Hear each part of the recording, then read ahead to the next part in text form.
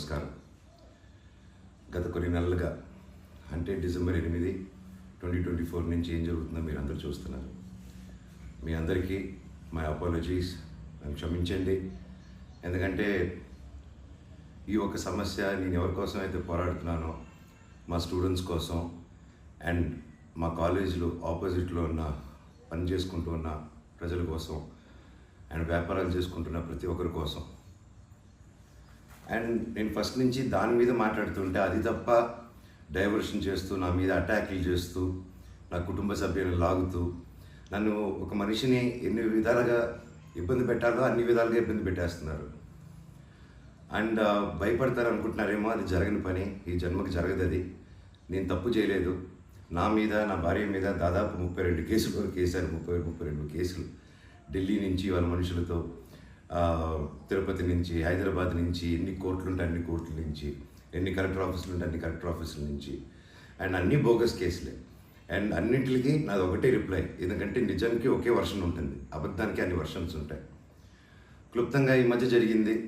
నేను ఫస్ట్ ఏం చెప్తున్నాను, వీళ్ళు బౌన్సర్స్ చేసుకొని మా వాళ్ళందరినీ కొడుతున్నారు, అక్కడ ఊరు వాళ్ళందరినీ కొడుతున్నారు, స్టూడెంట్స్ని కొడుతున్నారు అని నేను చెప్తూనే వస్తున్నాను. నేను అలా చెప్తుండగా నేను రాయచోటికి ఒక ఫంక్షన్కి వెళ్ళినప్పుడు ఆ ఫంక్షన్లో ఇక్కడ ఉన్న వాళ్ళందరూ వచ్చి ఒక వ్యక్తి రాకుండా ఇక్కడ వ్యాపారం చేసుకుంటుంటే ఆయన స్టోర్లో దూరి వస్తువులన్నీ ధ్వంసం చేసి కొట్టేసి అక్కడ ఉన్న స్టూడెంట్స్ని కొట్టి అద్దాలన్నీ పగలగొట్టి ఆ వీడియోస్ అన్నీ వచ్చాయి బయటికి.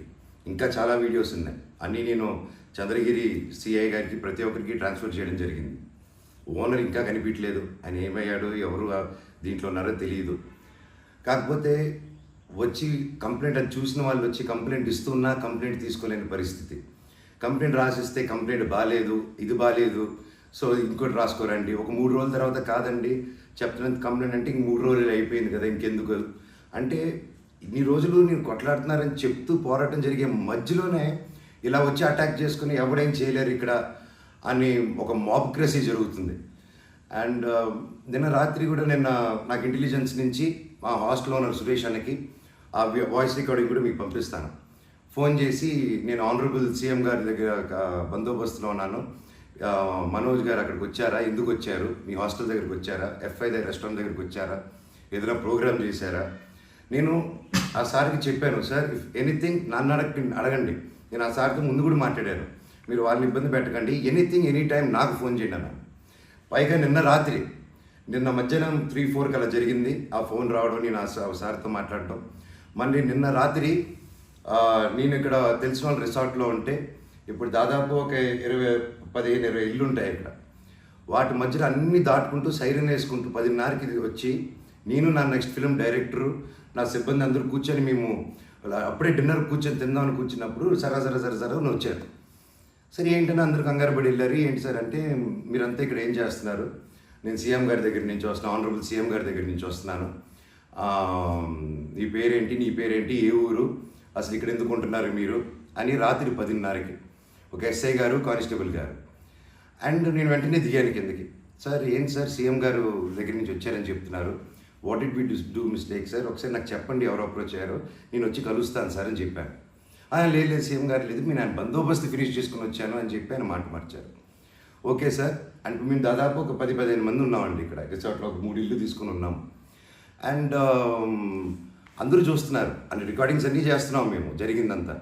లేదు సార్ ఇలా అన్అఫీషియల్గా కాదు సార్, స్టేషన్కి వెళ్దాము, అక్కడైతే రికార్డింగ్ ఉంటుంది, డైరెక్ట్ డీజీపీ గారి ఆఫీస్కి ఉంటుంది, లెట్స్ డూ దట్ రికార్డింగ్ దార్ సార్ అని చెప్పి మీ గారు అదండి స్టేషన్కి వెళ్ళి నాకు ఒకటే చెప్పండి, ఆనరబుల్ సీఎం గారి పేరు ఎందుకు తీశారు మీరు, అండ్ మా వాళ్ళని ఎందుకు ఇంటిమిడేట్ చేస్తున్నారు, అక్కడ షాప్ ఇరిగిపోయి అదంతా చేసి కంప్లైంట్ చేస్తుంటే వాళ్ళని ఏం చేయట్లేదు, అది అడిగిన వాడిని మాత్రం ఇలా వచ్చి టార్చర్ చేస్తున్నారు. భయానికంటే ప్రేమ గొప్పదండి, అది నేను నమ్ముతాను. అండ్ నేను మళ్ళీ చెప్తాను, జరిగింది ఇది. అండ్ నేను అక్కడికి వెళ్ళిన తర్వాత పోలీస్ స్టేషన్కి నేను నా కారులో ఎక్కి స్టేషన్కి వెళ్ళాను. వెనకెళ్ళి ఎస్ఐ గారు వస్తున్నారు. స్టేషన్ లోపల ఆగి వెళ్ళిన తర్వాత ఎస్ఐ గారు 500 మీటర్ల దూరంలో ఆగారు. ఆగిన తర్వాత మా వారు వెళ్ళి సార్ వెయిట్ చేస్తున్నారు, 2 ఎందుకో వస్తున్నానని కారు తీసి ఆయన వెళ్ళిపోయాడు, ఆయన కానిస్టేబుల్ గారు. నేను లోపలికి వెళ్ళి హెడ్ గారు ఉన్నారు, ఇంకో కానిస్టేబుల్ గారు ఉన్నారు.